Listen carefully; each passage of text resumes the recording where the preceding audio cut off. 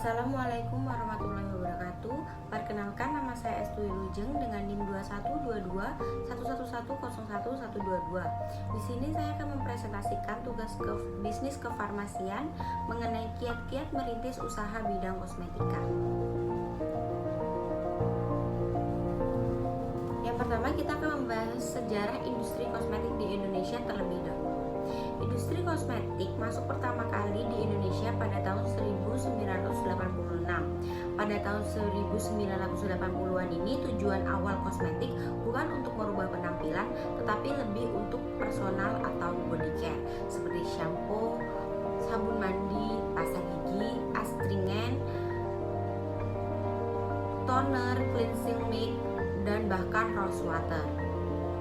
Untuk perawatan bayi seperti contohnya produk Sweet Salt.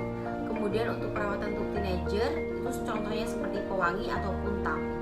Pada tahun 1990-an barulah dikembangkan kosmetik ini seperti lipstick, blush on, foundation, dan lain-lain.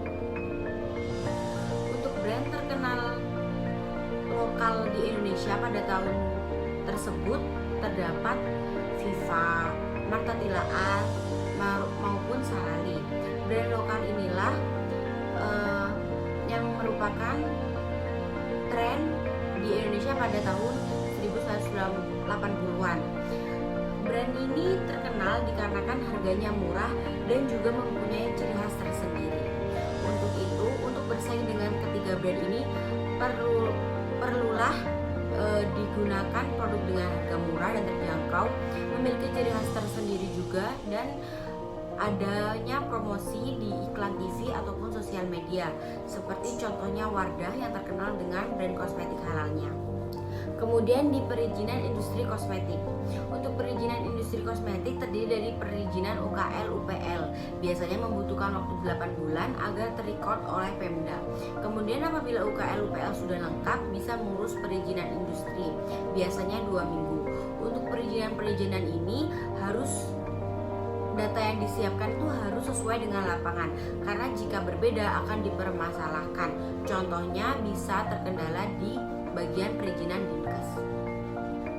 Kemudian setelah disiapkan data-data yang diperlukan untuk perizinan, bisa dilakukan perizinan produksi, misalnya desain denah industri. Datanya itu harus sesuai dengan lapangan, contohnya alamatnya itu harus benar-benar sama. Kemudian untuk desain denah industri ini bisa dibuat sesuai dengan CPKB untuk disahkan ke BPOM. Perizinan industri bisa melalui online, melalui Kemenkes, biasanya membutuhkan waktu 2 minggu. Jika terkendala, bisa menggunakan bantuan OSS atau Online Single Submission, karena OSS ini sangat membantu dalam perkembangan regulasi. Kemudian untuk pengujian pada kosmetik terdapat 3 laboratorium penting, yaitu laboratorium kimia, fisika, maupun laboratorium mikrobiologi. Untuk pengujian kimia fisika dapat dilakukan di laboratorium. Hal ini wajib ya, jadi pengujian kimia dan fisika harus dilakukan di laboratorium kimia fisika. Kemudian untuk pengujian mikrobiologinya ini dapat dilakukan in-house, yang mana dilakukan tiap batch produk. Kemudian untuk pengujian logam berat pakai alat khusus, jadi dapat dilakukan di luar dan hanya untuk batch pertama saja. Hal ini dikarenakan alatnya itu cukup mahal dan khusus dan tidak semua perusahaan itu punya. Untuk mempertegas ataupun memperlancar suatu industri, perlu adanya hilirisasi riset industri kosmetik, yang mana ada peran peneliti, pengusaha maupun regulator.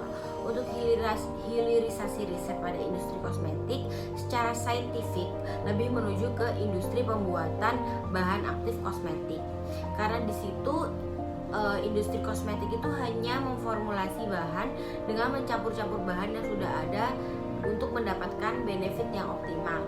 Jadi untuk urusan saintifiknya lebih ke industri pembuatan bahan aktif kosmetiknya.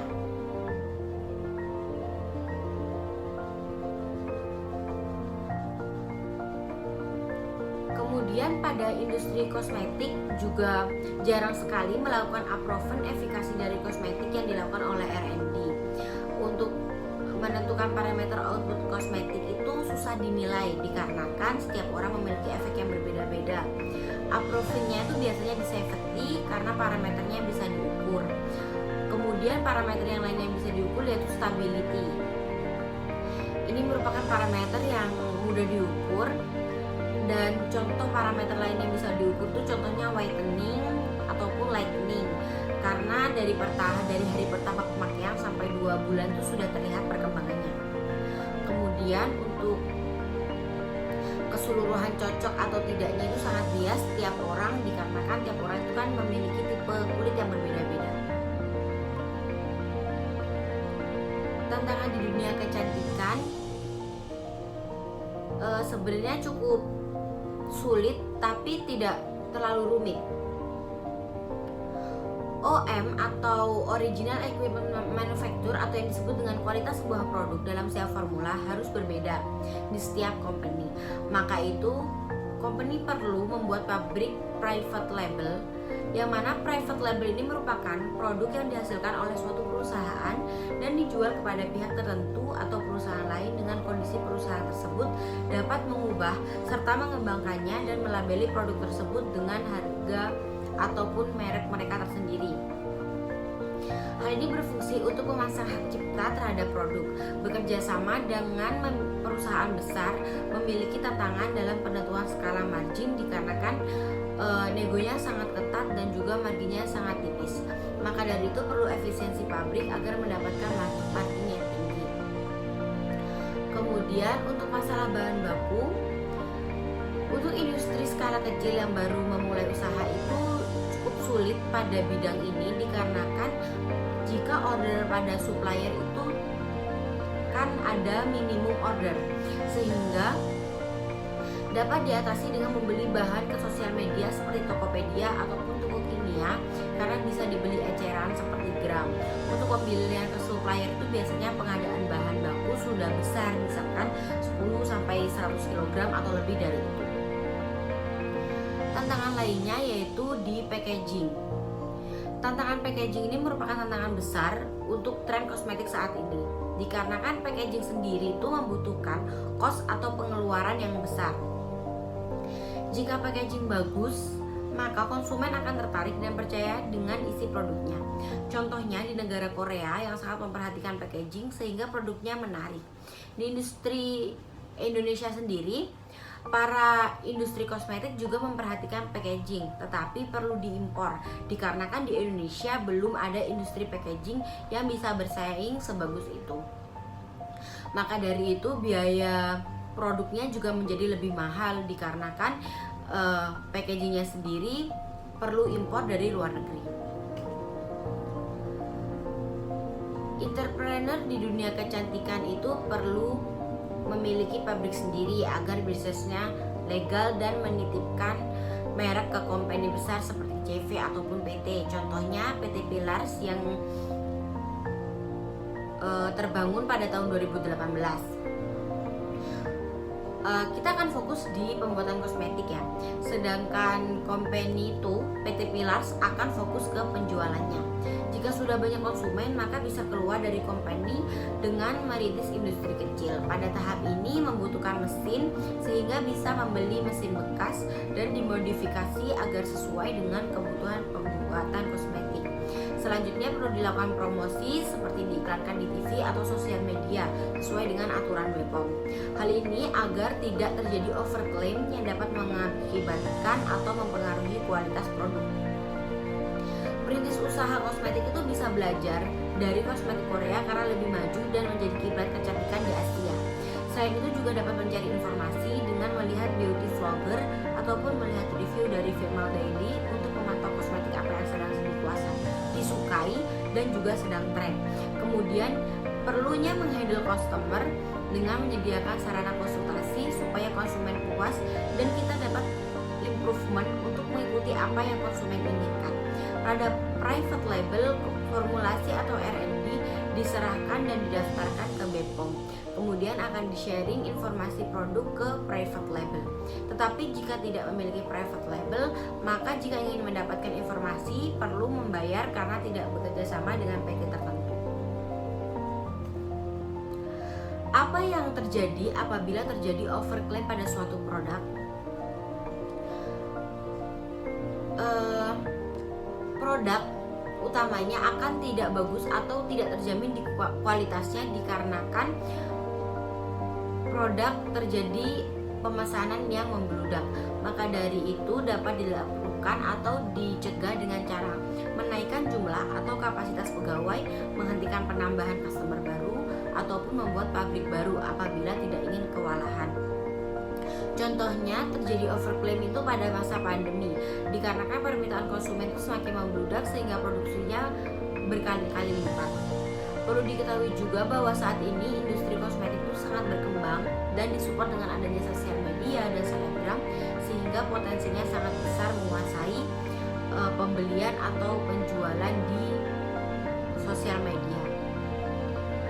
Kemudian berikut terdapat macam-macam kosmetik atau skincare yang sedang tren saat ini.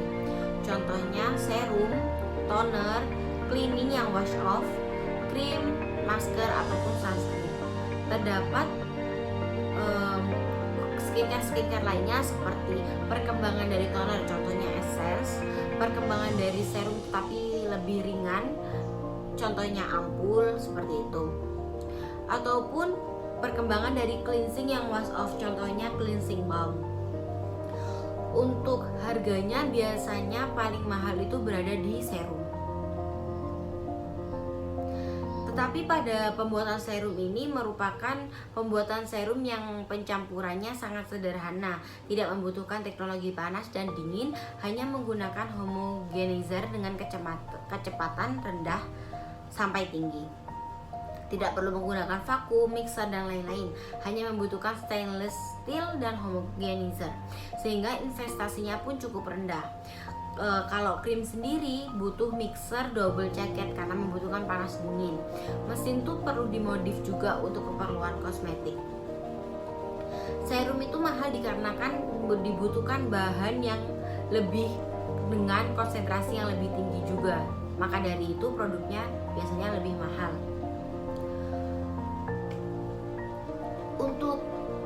Untuk produknya dapat digunakan bahan-bahan alam juga. Contohnya ada Moringa oleifera atau kelor, lalu ada Marsilea crenata atau semanggi, kemudian ada Centella asiatica atau pegagan, dan juga Artemisia vulgaris atau mugwort atau tumbuhan baru Cina.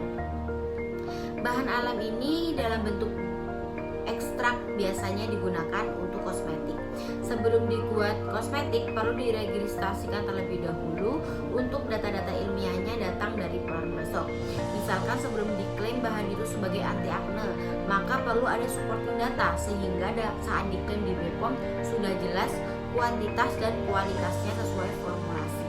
Untuk keterangannya bahan alam biasanya ditulis botanikal. Pada Centella asiatica ini contoh saja ya.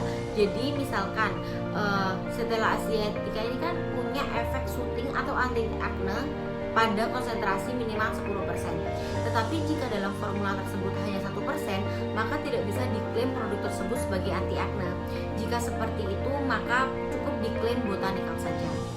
Tetapi bisa digunakan Centella asiatica 10%. Tetapi biayanya mahal dikarenakan produknya sendiri saja atau bahan dari pegagan ini saja sudah mahal. Maka jika ingin murah perlu dikombinasikan dengan bahan lain yang tidak natural seperti asam salisilat yang berkhasiat sebagai anti akne. Kemudian untuk budget perintis industri kosmetik sendiri ini berapa sih? Kita ambil permisalan saja. Misalkan kita ingin membuat minimum order 1000 pcs krim malam, biasanya membutuhkan dana sekitar 15 juta rupiah, yang mana sudah include dari isi, packaging dan lain-lain. Untuk pengembangannya sendiri paling lama sebulan, stabilitasnya itu butuh waktu 10 minggu, tetapi dalam sebulan itu sudah terlihat. Kemudian selama pengembangan bisa bersamaan dengan pendaftaran ke BPOM dengan menyediakan trademark dan bukti daftar ke HKI terlebih dahulu. Kemudian untuk pengurusan ke HKI sendiri dapat menghabiskan modal sekitar 2 juta, itu pun pengurusan sendiri ya. Jika diurus orang lain maka lebih dari itu. Kemudian setelah daftar ke HKI bisa lanjut di pendaftaran merek ke BPOM. Kemudian dapat didaftarkan brand atau merek itu dibuka pada hari Rabu dan Selasa saja. Kemudian jika sudah didapatkan nomor registrasi, biasanya didapatkan setelah 1 bulan bayar SPB. Untuk produk yang lebih cepat perizinannya yaitu contohnya produk wash off. Untuk produk sunscreen sendiri biasanya lebih lama daripada produk tersebut. Jadi terdapat saran atau kiat-kiat untuk bergerak dalam dunia kosmetik. Yang pertama, memahami prinsip CPKB. Jadi kita harus seminimal mungkin untuk mendapatkan komplain misalnya kontaminasi produk atau tidak sesuai dengan kualitas yang sudah kita harapkan atau kita tetapkan. Hal ini bisa dilakukan dengan memahami prinsip-prinsip CPKB tersebut. Yang kedua, mengikuti tren kosmetik di dunia. Kita perlu memperhatikan tren kosmetik yang ada di sosial media. Misalnya bahan-bahan yang lagi tren untuk kosmetik itu dapat juga mendukung suatu produk untuk makin diminati oleh konsumen. Kemudian yang ketiga, sabar dalam menghadapi konsumen maupun pengurus perizinan. Yang keempat, dimulai dari hal kecil.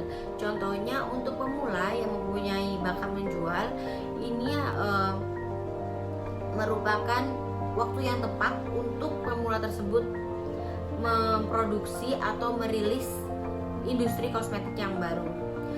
Bisa dimulai dengan hal-hal kecil, yaitu melihat pabriknya sudah sesuai aturan atau tidak, kemudian memilih pemasoknya untuk supplier bahan, kemudian bisa memulai dengan pakai mesin yang murah dan sederhana. Terima kasih, sekian presentasi dari saya. Wassalamualaikum warahmatullahi wabarakatuh.